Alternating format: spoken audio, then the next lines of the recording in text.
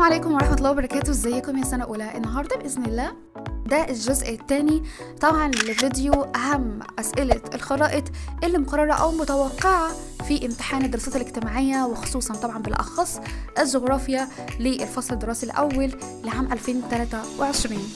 هنكمل طبعا أسئلتنا. هنا قصادك أو أمامك شكل تخطيطي للأرض، اكتب ما تدل عليه الأرقام.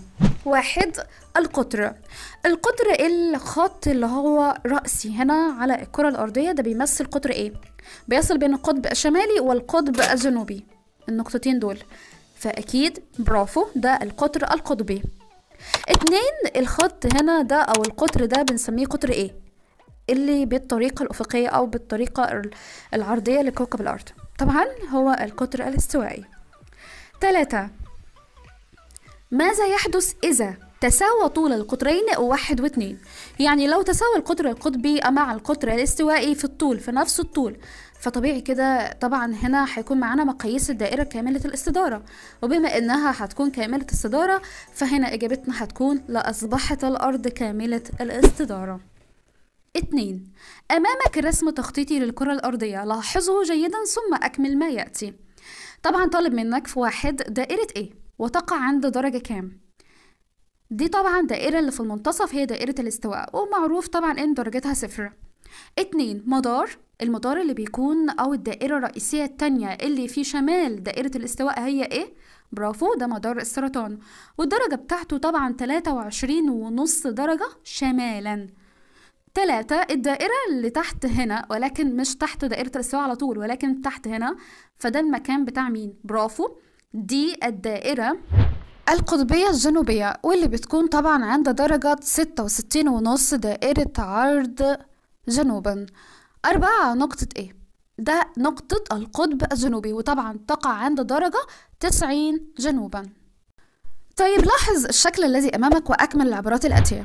قصدنا كده كوكب الأرض وفي المنتصف الشمس، فطبيعي جدا احنا طبعا عارفين ان الدورة دي بنسميها الدورة السنوية لكوكب الأرض حول الشمس اللي بتتم كل 365 يوم، ولكن طبعا معروف ان في توقيت معين بتمر الكوكب الأرض بيه بفصول الأربعة، ولكن هنا طبعا الشمس عمودية على ايه؟ هنا في النقطة دي أو المدار ده بنسميه مدار إيه؟ ولكن خليني أسألك أول سؤال، بتتعامد الشمس على مدار إيه هنا؟ برافو ده طبعا مدار السرطان اللي هو في شمال دائرة الاستواء.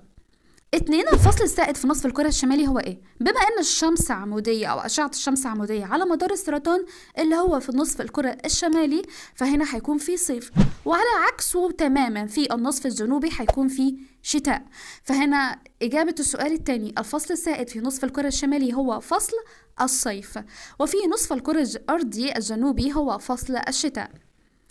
3. الملابس التي يرتديها سكان النصف الكرة الشمالي ملابس ايه؟ بما انهم في صيف فاكيد ملابس صيفية خفيفة، وبينما الملابس التي يرتديها سكان نصف الكرة الجنوبي ملابس ايه؟ شتوية ثقيلة، وبذلك بسبب ايه؟ بسبب اختلاف فصول المناخ وطبعا بين النصف الشمالي والنصف الجنوبي.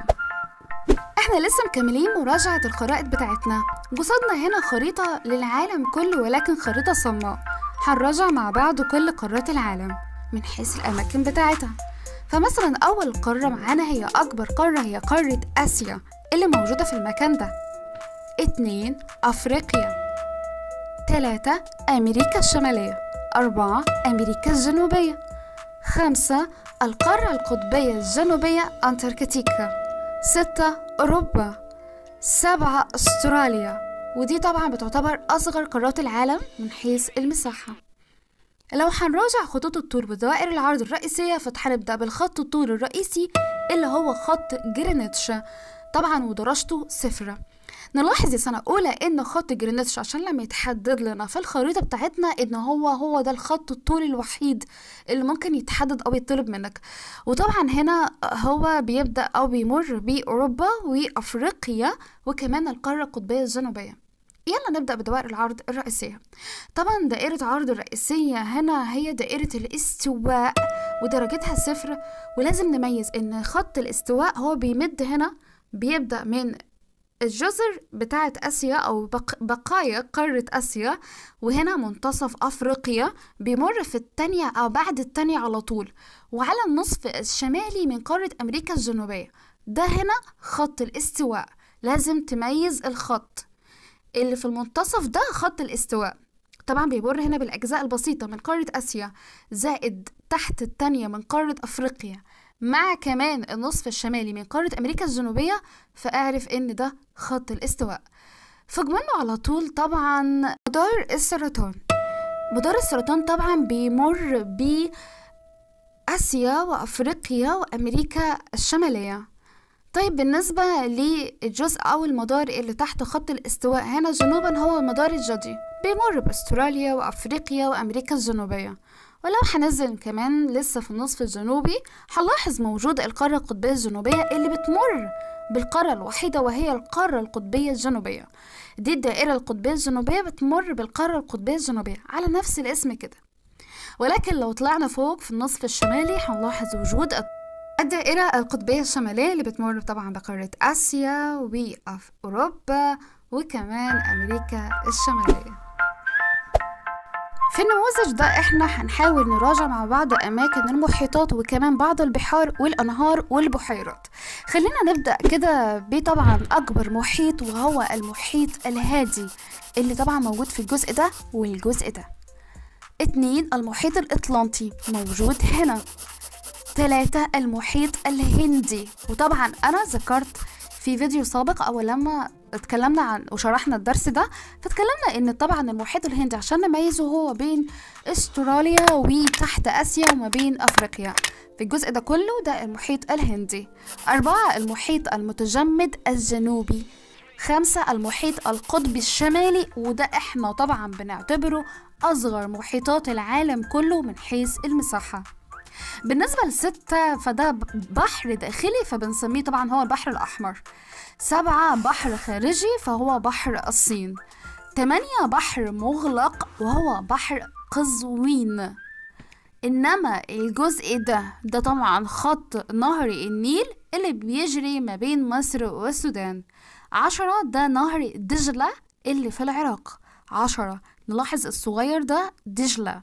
إنما 11 فده طبعا نهر الفرات وهو برضو لسه احنا موجودين في العراق. انما 12 فطبعا بيميز او بتشير الى بحيرات العذبة اللي موجودة في قارة امريكا الشمالية اسمها البحيرات العظمى. طيب بالنسبة لمراجعة اهم اشكال سطح الارض يعني التضاريس اللي موجودة طبعا في العالم كله، فاحنا هنراجع الجبال. أول جبال وهي جبال الهيمالايا اللي موجودة في الجزء ده بالظبط هنا في وسط قارة آسيا. 2 جبال الألب اللي موجودة في قارة أوروبا في الجزء ده. يعني أنت لازم تلاحظ ده إن ده البحر المتوسط، فوق منه على طول كده في الجزء ده بالتحديد فدي جبال الألب. 3 جبال الإنديز، ودي واضحة وصريحة كده ومكانها ظاهر، اللي موجودة في الجزء الغربي من قارة أمريكا الجنوبية. 4 جبال البحر الأحمر، وأكيد هي طبعا هنا قصاد البحر الأحمر. 5 جبل كينيا في قارة أفريقيا وهو في المكان ده بالظبط. لازم تلاحظ ان هو في آخر الخط الممدود من نهر النيل، أو معنى أصح هو تحت هضبة أثيوبيا، لأن 6 دي هضبة أثيوبيا. 7 سهول فيضية، طبعا دي سهول نهر النيل اللي موجودة في مصر وبتمر كمان بالسودان. فهنا معانا جبال الهيمالايا في آسيا، جبال الألب في أوروبا، جبال الإنديز أمريكا الجنوبية، جبال البحر الأحمر في مصر في أفريقيا، وجبل كينيا وهضبة أثيوبيا الاتنين في أفريقيا، وكمان سهول فيضية هي سهول نهر النيل اللي طبعا في مصر واللي موجودة في أفريقيا.